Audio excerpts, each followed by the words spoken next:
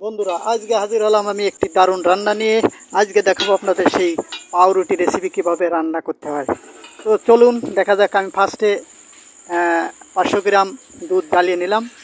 এরপর একটি পাত্রের ভিতরে দুধগুলো ঢেলে দিব।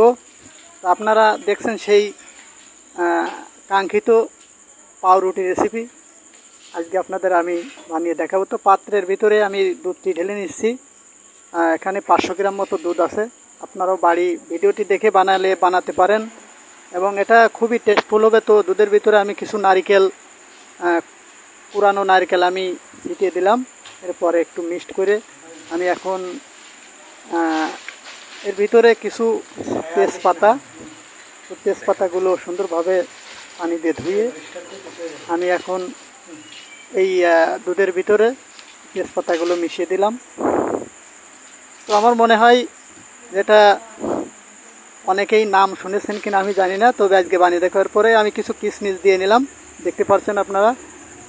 তো এরপরে একটু টেস্ট করে দেখলাম চিনিটা সঠিকভাবে আছে কিনা। তো দেখলাম চিনিটা একটু কম আছে। তো আমি এখন হালকা করে কিছু চিনি দিয়ে দেব। তো চিনি দিয়ে নিলাম। এখন পরিমাণ মতো লবণ, 2 থেকে 3 চিমটি পরিমাণ মতো লবণ আমরা দিয়ে নিব।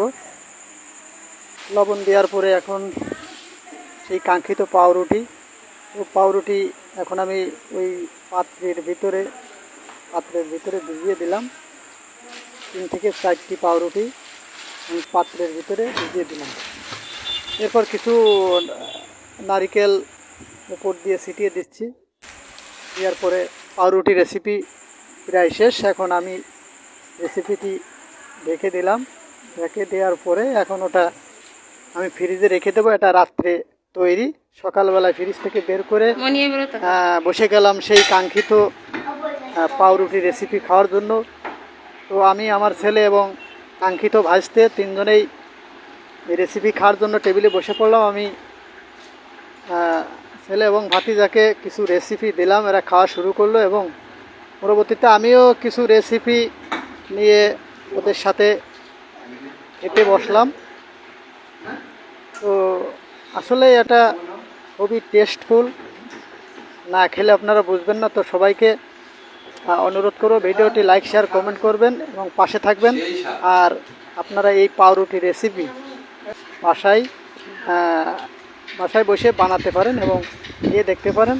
তো সবাইকে প্রীতি ও শুভেচ্ছা জানিয়ে আজকের মতো এই পাউরুটি রেসিপি থেকে বিদায় নিচ্ছি। আসসালামু আলাইকুম, সবাই ভালো থাকবেন।